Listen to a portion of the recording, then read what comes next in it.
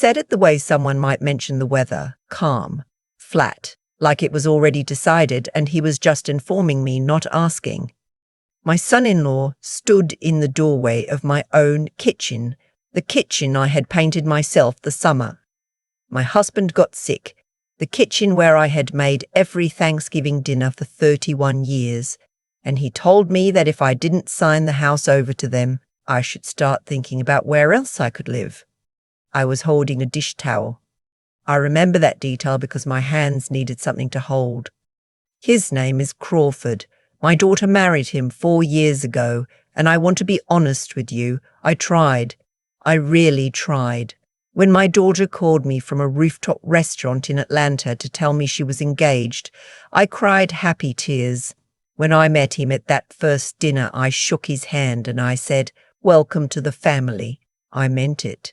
I'm not the kind of woman who makes things difficult. My husband Raymond used to say that about me. He said, "Helen, you'd find something kind to say at the end of the world." He meant it as a compliment. I'm not sure it always served me well. My daughter's name is Faye. She's 41 years old. She's smart, genuinely smart, the kind of person who walks into a room and understands it immediately. She got that from her father. She got other things from me. The stubbornness, the way she holds her jaw when she's decided something. I used to think that stubbornness would protect her. I didn't think about who it might eventually be aimed at. Raymond passed 3 years before Crawford came into the picture. Pancreatic cancer. 11 weeks from diagnosis to the end. I tell people 11 weeks and they go quiet, because there is nothing to say to that. You don't plan for 11 weeks. You don't get to say everything you needed to say. You just suddenly find yourself on the other side of a life you built together, and you have to figure out what you are without the other half of it. I figured it out. That's what I want people to understand. I did not fall apart. I kept the house. I kept the garden Raymond had planted along the back fence, the hydrangeas, the knockout roses, the fig tree he'd been so proud of. I kept my Tuesday lunches with my friend Lorraine. I kept my book club, my morning walks, my Sunday calls with my sister out in Phoenix. I was 63 years old and I was lonely, but I was not broken. That was what I had when Crawford came into my kitchen and said what he said. Let me back up, because what he said that morning did not come out of nowhere. It came from a long, slow build-up that I had been too patient to interrupt and too hopeful to name clearly, even to myself. Faye and Crawford had been living in a 2-bedroom apartment in Decatur. They had been there since they got married, and the lease was ending. And Faye called me one evening and said, "Mom, what would you think about us staying with you for a little while, just until we get on our feet?" I asked her what a little while meant. She said 3 months, maybe 4, just to save up a down payment. I said yes. Of course I said yes. She is my daughter. The house has 4 bedrooms. I was rattling around in it alone.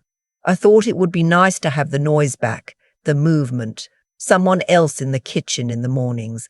I missed that. I didn't realize what I was actually agreeing to. They arrived on a Saturday in March with a moving truck. Not boxes, a moving truck. I remember standing on the porch watching them unload furniture I had never seen before. A sectional sofa that took 3 men to carry, a wall-mounted television the size of a barn door, and I told myself it was fine. Young people have things. Of course they have things. The sectional replaced my sofa. I came home from my Tuesday lunch to find my sofa gone and theirs in its place. And when I asked Faye about it, she said, "Mum, yours was old. This is nicer." She said it pleasantly, like she was doing me a favour. I let it go. I should not have let it go. Crawford did not have a job when they moved in. Faye had explained that he was between opportunities. He had worked in commercial real estate and the market had shifted and he was re-evaluating his direction. Those were her words, re-evaluating his direction. Those were her words, re-evaluating his direction. I was a retired school administrator. I understood bureaucratic language when I heard it. What it meant was that my son-in-law was 39 years old and had not worked in 14 months. What I did not know in those first weeks was how much that fact was costing them. Faye was working. She had a good job in healthcare management, and she was carrying the both of them, and she had been doing it for longer than 3 months, and the debt that had accumulated while Crawford reevaluated his direction was not small. I did not know the number yet. I would not know the number for another 4 months, when Crawford would stand in my kitchen with his arms crossed and say it out loud, like he was reading from a document. $270,000. Credit cards. A personal loan. Money borrowed from a friend of Crawford's who apparently had started sending letters. $270,000. Faye was making good money, but she wasn't making that kind of money, not on top of what it cost to live. I think about what my husband would have said. Raymond was a quiet man, but he was not a soft one. He would have looked Crawford directly in the eye and said without any particular heat, "That is not our problem." And it would have been finished. But Raymond was not there, and I am not Raymond, and so what happened instead is that I said nothing at all, which turned out to be the thing Crawford took as permission to keep going. They had been in the house for 6 months when the small things started. Crawford began having what he called conversations with me about the house, what I should do with the back bedroom, whether I had thought about refinancing, whether I was aware of what the property was worth in the current market. He said it casually, the way you mention something you've already researched thoroughly. I told him I wasn't interested in refinancing. He nodded. He let it sit for a few weeks. Then he came back to it from a different angle. Faye started rearranging things, not dramatically, just gradually. My reading chair moved from the front room to what she called a more practical position. My china cabinet disappeared from the dining room. She had put it in the garage because Crawford's desk needed that wall space. I came into my own dining room and found a standing desk where my mother's china cabinet had been, and I stood there for a moment trying to understand what had happened to the shape of my own house. I said something that time. I told Faye that she needed to ask me before moving my things. She looked at me with genuine surprise, like the thought had genuinely not occurred to her, and she said, "Mom, we live here too. We live here too." I didn't sleep well that night, not because I was angry. I was past anger, into something quieter and more troubling. I was starting to understand that what had happened, slowly and without any single dramatic moment, was that my daughter and her husband had come to believe that this was their house as much as mine, and I wasn't sure how we had gotten there. The call came from Lorraine on a Thursday afternoon. She had run into a mutual acquaintance, someone who knew Crawford's family from church, and she called me because she is the kind of friend who calls. She told me carefully that she had heard Crawford was telling people he and Faye were going to be taking over the family home, not staying, not visiting, taking over. I thanked her. I sat in my garden for a while after, by Raymond's fig tree, and I thought, I am good at thinking quietly. Raymond used to say I process things the way a river processes. You couldn't always see the movement, but something was always shifting underneath. It was 3 weeks after Lorraine's call that Crawford came into my kitchen and said what he said. He had it all prepared. He sat down at my kitchen table without being invited, which told me everything about where we were, and he laid it out. The debt, the number, the fact that the house was an asset that could resolve the situation. He had spoken to someone, he said. There were options. A home equity line that could cover the debt with room to spare. He and Faye would manage the payments. I wouldn't need to worry about it. It would just mean the house would need to be in both their names. I said, "You're asking me to put my house in your name." He said, "It would be both your names, all 3 of us, technically." I said, "To secure a loan for your debt." He said, "Our debt." He looked at Faye when he said it. Faye was standing by the refrigerator. She didn't look at me. That is the detail I carry. She didn't look at me. Then he said the other part, The part about where else I might want to live if we couldn't come to an agreement. He said it evenly, like it was a reasonable variable in a business discussion. He said he knew I had a sister in Phoenix. He said a lot of people at my stage of life found it simpler to. I stopped hearing the words, not because I was panicking, because I had suddenly gone very still. I had gone to the place I go when I have already made a decision, but I'm not ready to announce it. I looked at Crawford, I looked at my daughter, and I said I needed to think about it. Crawford nodded. He seemed satisfied. He probably thought he'd won. He didn't know that I had already been thinking about it. Not his version of thinking. Not the debt, not the refinancing, not the home equity line. I had been thinking about Raymond, about what he had put in place before he got sick. In those years before, when he had been deliberate and careful and loved me in a quiet, organized way that I only fully understood after he was gone. Raymond had set up a revocable living trust. He had done it when he turned 65, before there was any illness, just because he believed in being prepared. The house was in the trust. Our financial advisor had walked us through it years ago. What it meant practically was that the house would transfer without probate. But more importantly, it meant that I had protections I hadn't thought about in years. What it also meant was that what Crawford was proposing would not have been simple, even if I had wanted it to be. The house wasn't just in my name. It was held by a trust, and a trust has rules, and changing those rules required a lawyer, and a lawyer would ask questions that Crawford would not enjoy answering. I didn't say any of that in the kitchen. I said I needed to think about it, and I went outside to the garden. That night I called my attorney. Her name is Pat Patricia Weston, and I have worked with her since Raymond and I set up the estate plan. I told her what had happened. She listened without interrupting. When I finished, she was quiet for a moment, and then she said, "Helen, don't sign anything. Don't have any more of those kitchen conversations, and come see me Monday." I went to see Pat on Monday. I brought the trust documents, the deed, and a notepad where I had written down everything Crawford had said as exactly as I could remember it. Pat reviewed everything carefully. She explained my options. She asked me directly what I wanted the outcome to be. I told her. What I wanted was not revenge. I want to be clear about that. I was not thinking about punishment. I was thinking about the fig tree in the backyard, and about my china cabinet in the garage, and about the night I met Raymond at a church social in 1979, and he asked if he could get me a cup of coffee. I was thinking about 31 years. I was thinking about 11 weeks. I was thinking about the fact that I had built something that was mine, and that I did not intend to watch it dissolve. What I told Pat was this: I wanted to be safe.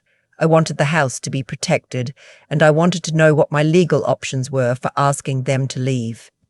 She told me, in Georgia, the process for removing someone from your home, even family, even when they've been there for months, has specific steps. She outlined them. There are notices required. There is a timeline. She advised me to document everything, to stop engaging in financial conversations with Crawford, and to begin the formal process quietly, before saying anything to Faye. I went home. I was calm. I made dinner. I sat at the kitchen table, my kitchen table, and I ate, and I listened to them in the next room, watching something on that enormous television, and I made a list in my head of the things I needed to do. Over the next 2 weeks, I did them. I called my financial advisor and had a thorough review of every account checking, savings, the IRA, the investment accounts Raymond had set up. I changed passwords. I reviewed beneficiaries. I went through the trust documents with Pat and made one change. I named my sister Clarissa secondary trustee in case anything happened to me. It was something I should have done sooner. I began moving certain things out of the house, not dramatically. I wasn't going anywhere. But the pieces that mattered most to me, Raymond's photographs, my mother's jewellery, the small cedar box where I kept letters Raymond had written me over 40 years of marriage. I brought them to Lorraine's house. She didn't ask questions, she just made room. I gave Crawford no indication. I was pleasant. I said I was still thinking about his proposal. I let him believe we were in the middle of a negotiation. We were not in the middle of a negotiation. I had already ended it. He just didn't know yet. The notice went out on a Tuesday. Pat's office sent it by certified mail and also had it hand-delivered. Faye and Crawford were given 60 days to vacate in accordance with Georgia law. There was nothing in the notice they could dispute. They had no lease, no legal claim, no signed agreement of any kind. I was in the garden when Faye came outside. She had the envelope in her hand. She looked at me like she was seeing someone she didn't recognize. She said, "Mom." I said, "I know." She said, "You can't, how could you?" And then she stopped. She started again. "Crawford said you were thinking about it. He said you were almost ready to agree." I looked at her. My daughter, my 41-year-old daughter, who had not looked at me in that kitchen when her husband talked about putting my house in his name. I said, "I thought about it." She cried. I let her cry. I am her mother, and I love her, and I let her cry, and I did not apologize, and I did not change my mind. Both of those things were true at the same time. Crawford came outside 10 minutes later, with a different energy, tighter, louder. He had prepared a speech about legal rights and what constituted a hostile environment, and something about consulting his own attorney. I let him finish. Then I told him, quietly, that he was welcome to consult whomever he liked, and that Pat's number was in the letter. He went back inside. He was on his phone for most of the afternoon. They left in 41 days, not 60, 41. I don't know what arrangement they made, whether his family helped, whether they found an apartment, or moved in with a friend. Faye texted me the morning they left, "We're leaving today." That was the whole text. I texted back, "I love you." That was the whole text. The house was quiet in a way it hadn't been in almost a year. I walked through every room. I put the china cabinet back where it belonged. It took me and Lorraine and her son-in-law a full afternoon, and we laughed more than we should have carrying it through the hallway. And I stood back and looked at it against that wall, and I said out loud to nobody in particular, "There you are." I called Clarice that evening. She had known something was happening, but not the details. I told her everything. She was quiet for a long time when I finished. Then she said, "Ray would have been proud of you." I didn't answer because I couldn't answer. I just held the phone and looked out at the garden through the back door, at the fig tree going soft and gold in the late afternoon light.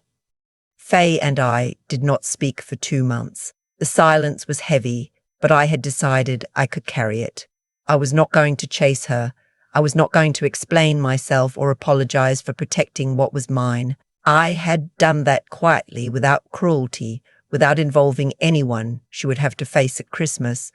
She was going to have to come to me when she was ready, and she was going to have to come without Crawford telling her what to say. She came at the 8-week mark. She came alone on a Sunday afternoon and knocked on the door of her childhood home like a stranger, which broke my heart in a way I hadn't prepared for. I let her in. I made coffee. We sat at the kitchen table. She didn't apologize for Crawford, not in so many words, but she said something I will hold on to. She said, "I knew it was wrong. I knew it when I was standing there and I didn't look at you." She looked at me when she said that. "I didn't look at you because I couldn't. I knew what he was asking wasn't right." I told her I knew she knew. I told her that was the part that had been hardest for me, not Crawford. I never expected much from Crawford. Her. We sat with that for a while. We are still sitting with it in the way that mothers and daughters sit with difficult things, slowly across many cups of coffee, across many Sunday afternoons, not rushing toward forgiveness, but not walking away from it either. Crawford is not welcome in my house. That is not a punishment. That is a fact about what I can and cannot live with, and I have earned the right to know the difference.